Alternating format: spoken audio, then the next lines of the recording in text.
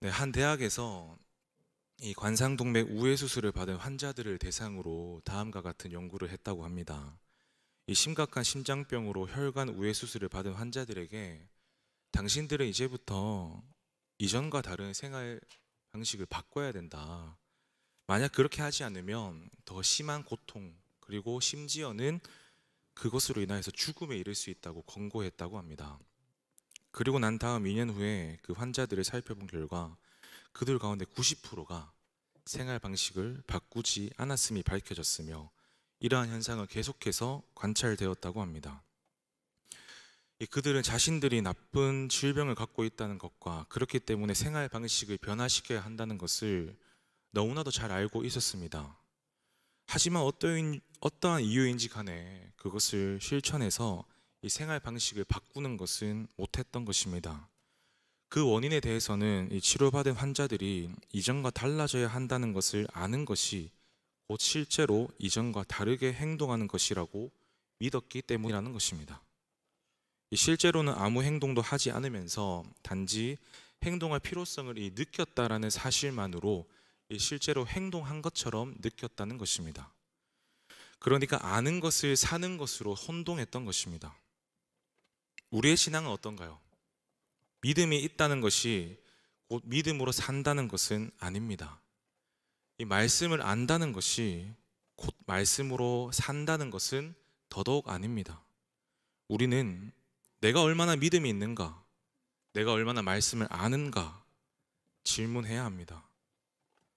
내가 얼마나 믿음대로 살고 있는가, 내가 얼마나 하나님의 말씀대로 살고 있는가에 대해서 이전에 그렇게 질문을 했다면 이제는 이와 다른 질문을 우리는 해보아야 합니다.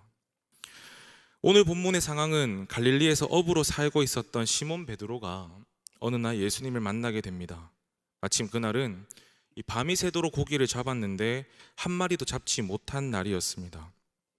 그런 상황에서 예수님이 그의 배에 오르시더니 깊은 데로 가서 그물을 내리라고 말씀하십니다. 베드로는 그 주님의 말씀을 따라 깊은 곳으로 가서 그물을 내렸고 이 그물이 찢어질 정도로 고기를 잡게 됩니다. 그리고 그 놀라운 광경 앞에 베드로는 예수님에게 나는 죄인입니다, 나를 떠나십시오라고 신앙 고백을 하게 되고 예수님께서는 베드로를 향해 나를 따라와라, 내가 이제부터 너를 사람을 낚는 어부가 되게 할 것이다 라고 말씀하시면서 그 말씀을 따라 베드로는 모든 것을 버리고 예수님을 따르게 됩니다. 이것은 우리가 너무나도 잘 알고 있는 내용입니다. 그런데 우리는 이 누가복음 5장을 볼 때마다 예수님, 베드로, 그리고 그의 친구들 이 정도로만 생각합니다. 그런데 오늘 본문이 시작되고 있는 1절을 보게 되면 그날 그 갈릴리 바닷가에는 예수님과 베드로만 있었던 것이 아닙니다. 무리가 몰려와서 라는 이 말을 시작함으로 동시에 이 말은 그곳에서 굉장히 많은 무리들이 있었음을 의미합니다. 그리고 그들이 왜 거기에 있었는지도 본문은 밝히고 있습니다. 예수님께서 이 게네사렛 호숫가, 즉 갈릴리 바닷가에 계셨고 굉장히 많은 사람들이 예수님의 말씀을 듣기 위해서 그곳으로 왔습니다. 예수님께서 그들을 찾아가셔서 말씀을 전한 것이 아니었고요, 그들이 말씀을 듣기 위해서 예수님이 계신 이 갈릴리로 왔다는 것입니다. 바로 말씀을 듣기 위해서 말입니다. 이 굉장히 많은 무리들에게는 말씀을 듣기 원하는 마음이 있었습니다. 그러니 예수님이 계신 곳으로 찾아왔고 소위 말씀을 사모하는 중심이 있었고 말씀을 들으려는 열심 또한 있었습니다. 그에 비해 베드로는 어떻습니까? 오늘 본문 2절을 보시면 호숫가에 배 두 척이 있는 것을 보시니 어부들은 배에서 나와서 그물을 씻는지라. 이 어부 중에 한 사람이 누구입니까? 바로 베드로입니다. 자, 많은 무리들이 말씀을 듣기 위해서 모였던 것과 달리 베드로는 왜 여기에 있습니까? 말씀을 듣기 위해서? 주님을 보고 싶어서? 아닙니다. 늘 베드로는 거기서 고기를 잡고 그날도 그렇게 고기를 잡은 것입니다. 그리고 본문이 기록하고 있는 그 순간에는 고기잡이가 끝난 후 물에 나와서 그물을 씻고 있었습니다. 애초부터 베드로는 예수님께 관심이 없었습니다. 말씀을 들으려고 하는 것도 아니었으며 그것과 무관하게 그는 지금 자신이 늘 생활하던 그곳에서 자신이 일했던 그곳에서 그날도 그렇게 살고 있었던 것입니다. 이 말씀을 사모하는 많은 무리들과 비교해 봤을 때 지금 그곳에 있는 베드로는 말씀에 무관심한 채 고기를 잡고 그리고 거기에 있었습니다. 그런데 베드로는 그날 기적을 경험합니다. 빈 그물이 찢어질 정도로 고기를 잡았습니다. 그리고 그날 구원받습니다. 그리고 그날 주님으로부터 사명도 부여받습니다. 아니, 상식적으로 그렇게 기적을 경험하고 주님의 축복을 받고 주님을 인격적으로 만나고 주님으로부터 사명을 받아야 될 사람이라면 베드로가 아니라 말씀을 듣기에 맞던 그 많은 사람들 중에 하나여야 되는 것은 아닌가요? 여기서 저는 질문해 보고 싶습니다. 왜 베드로였을까? 같은 의미에서 왜 그들은 아니었을까? 만약 이 갈릴리 바다에 예수님과 베드로만 있었다면 괜찮습니다. 늘 우리가 이 본문을 이해하던 대로 이해하면 됩니다. 그런데 분명히 그 자리에는 예수님으로부터 말씀을 듣기에 모여온 많은 사람들이 있었다는 것입니다. 그에 비해 베드로는 말씀에 전혀 관심이 없습니다. 아니, 예수님께 무관심했습니다. 애초부터 그냥 자신의 삶을 살고 있었던 것입니다. 그런데 왜 베드로였을까? 왜 그들은 아니었을까? 오늘 본문은 그렇게 많은 사람들이 말씀을 들으려고 모였음을 단 한 절로 표현하고 있고 그 이후부터는 베드로에 관한 이야기가 자세하게 기록되고 있습니다. 우리 5절 말씀을 다 같이 읽어보겠습니다. 시작.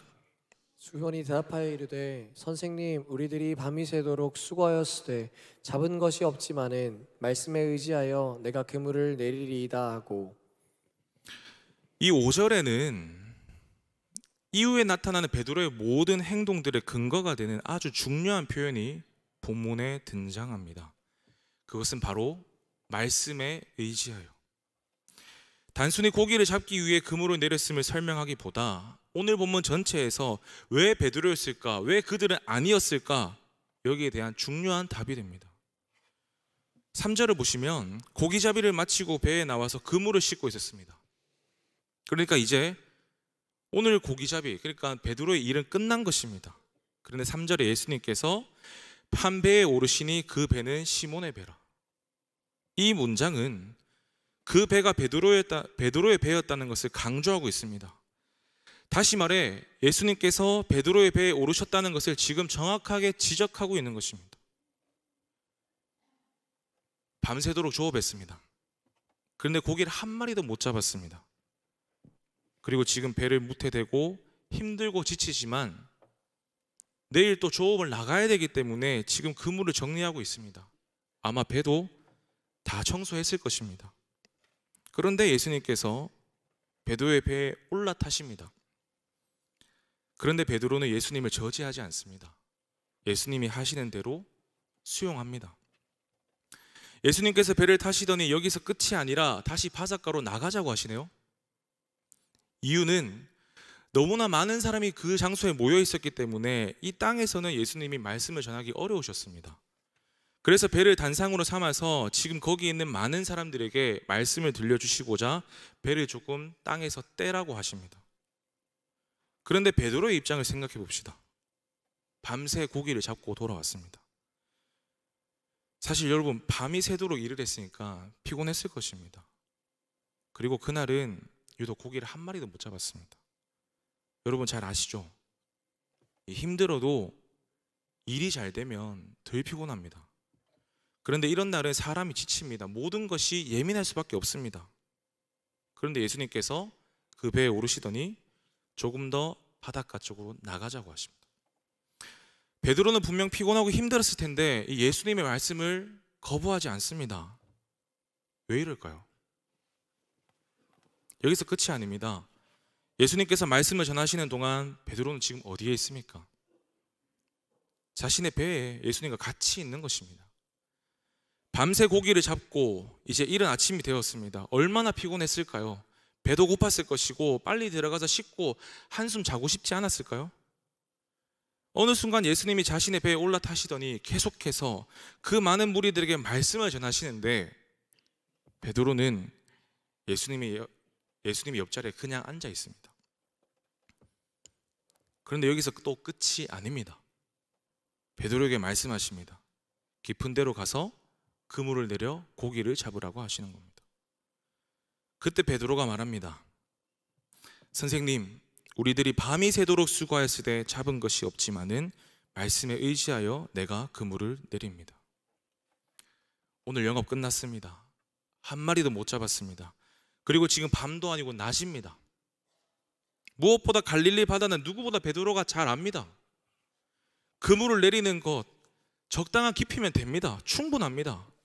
굳이 그렇게 깊은 곳까지 갈 필요가 없어요. 그런데 예수님께서 지금 어디로 가라고 하십니까?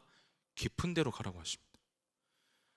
도무지 지금까지 고기를 잡고 살았던 이 베드로의 상식으로는, 이 경험으로는 맞지 않는 것입니다.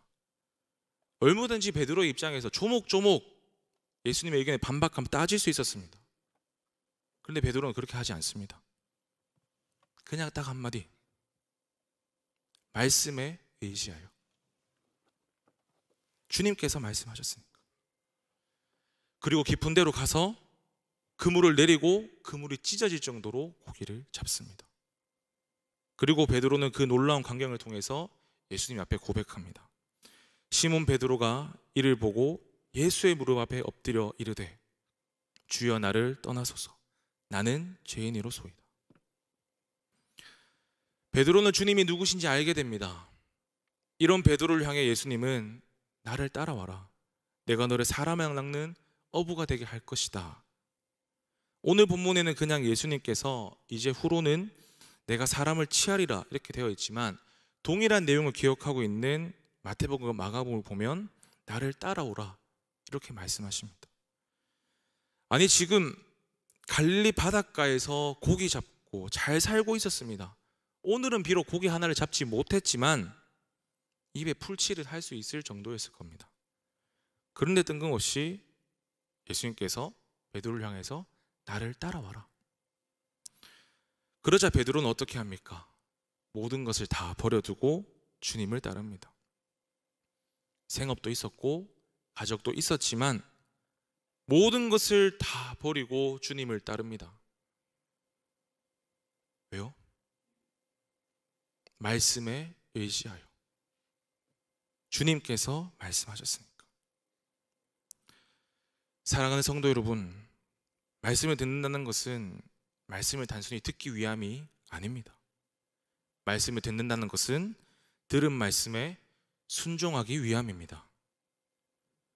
우리도 주님의 기적을 원합니다. 주님의 은혜를 원합니다. 주님의 역사를 보기 원합니다. 주님을 인격적으로 경험하며 더 주님과 가까워지기를 원합니다. 나를 향하신 주님의 뜻을 알기 원합니다. 이 나를 향하신 주님의 비전 또한 알기 원합니다. 내가 하는 그 모든 기도에 응답받기 원합니다. 그런데 왜 우리가 아니라 베드로였을까요? 다른 것 때문이 아닙니다.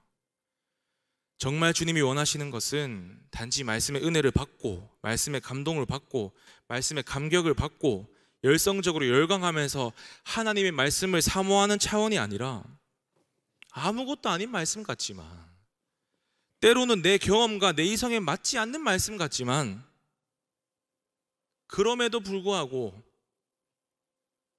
말씀에 의지하여 주님이 말씀하셨으니까 순종하는 것. 이 단 한마디가 이 단 한마디의 말씀이 이유가 되어서 늘 주님의 말씀에 순종하는 자들을 통해 하나님은 많은 역사를 행하시고 주가 되심을 드러내는 것입니다. 우리는 말씀을 알기 원하는 그 이유는 말씀대로 하기 위함이어야 할 줄로 믿습니다.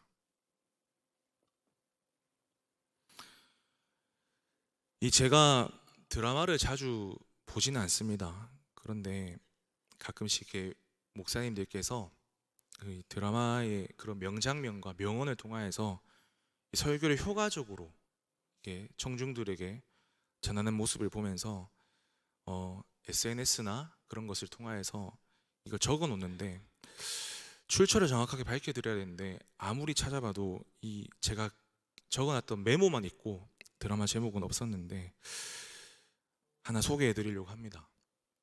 한 이런 장면이었습니다. 그 재벌가의 여인들이 이렇게 둥글게 모여 있는 가운데에서 한 여인이 그 모임 가운데서 말했던 내용인데요. 이런 내용입니다. 진짜 내 것이 무엇일까요? 자, 우리 한번 생각해 볼까요? 당신들은 정말 가진 게 많은 분들이에요. 집도 여러 채고 건물도 여러 개고 요트, 주식 이렇게 원하는 건 다 갖고 있습니다. 그런데 이런 것들은 우리가 죽을 때 다른 사람의 소유가 됩니다. 그러니까 진짜 내 것이 아닌 것입니다. 그런데 살면서 내가 하는 말, 내가 하는 행동, 불편하지만 내 삶에서 지켜온 가치, 이런 것들은 우리가 세상 떠날 때 가지고 간다고 합니다. 남은 인생 우리도 진짜 내 것을 잘 찾아가 보기로 해요. 저는 이 대사가 너무 그 당시 때 인상적이어서 적어두었던 것 같습니다. 맞지 않나요? 아무리 빌딩 몇 채를 가지고 있으면 뭐합니까? 내가 죽으면 결국 남의 것이 되는 건데. 이 세상의 정욕도 마찬가지 아닌가요? 성경이 말하는 대로 그냥 지나갑니다. 하지만 오직 하나님의 뜻을 행하는 자는 영원히 거한다고 말씀하십니다. 그래서 마태복음 7장에서 주여 주여 하는 자마다 다 천국에 가는 것이 아니다. 아버지의 뜻을 행하는 자라야 천국에 간다고 예수님이 말씀하셨습니다. 여러분, 우리 믿음의 궁극적인 목표가 무엇인가요? 여러분, 다른 것은 다 내 것이 아닙니다. 그런데 유일하게 내가 이 땅에 살면서 하나님의 말씀대로 살았던 것은 진짜 내 것이 되는 것입니다. 그게 영원한 유업이고 그게 영원한 상급이 되는 것입니다. 예수님께서 믿음으로 순종하라고 말하는 것은, 오해하지 마십시오, 하나님이 우리를 부담되게 하시려고, 하나님 우리를 자유를 빼앗으시려고 또 행위로 구원함을 나타내는 것입니까? 아닙니다. 우리는 주 예수 그리스도 안에서 그 은혜 가운데에서 새로운 존재가 되었기 때문에 얼마든지 우리가 순종할 수 있는 존재가 되었고, 또 말씀대로 살아갈 수 있는 그 삶이야말로 그것이 우리의 영원한 삶을 안내해주고 영원한 삶을 보상해 주시기 때문에 이러한 순종을 요구하시는 것입니다. 말씀을 마무리하겠습니다. 베드로를 움직인 그 한마디는 바로 예수님의 말씀이었습니다.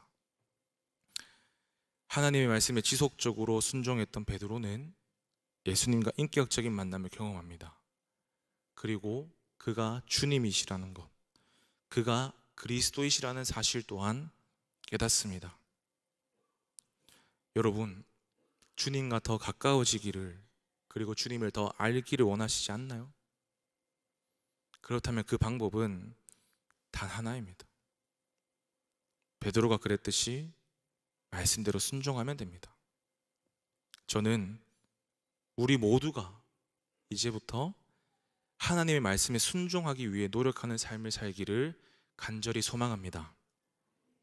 매일의 삶의 현장에서 주님이 들려주시는 말씀이 나를 향한 말씀임을 확신하고, 내가 어떻게 하면 구체적으로 순종할 수 있을까 고민하고, 그 고민을 주님께 맡겨드리며 기도하면서 작고 사소한 말씀이라도 그 말씀에 따라 한 걸음 한 걸음 말씀 따라 믿음으로 걸어감으로 여러분의 삶의 모든 여정이 하나님의 사명을 감당하고 더 나아가 오늘의 베드로처럼 내가 생각지 못한 주님의 능력을 경험하는 삶이 될 수 있기를 주님의 이름으로 축원합니다.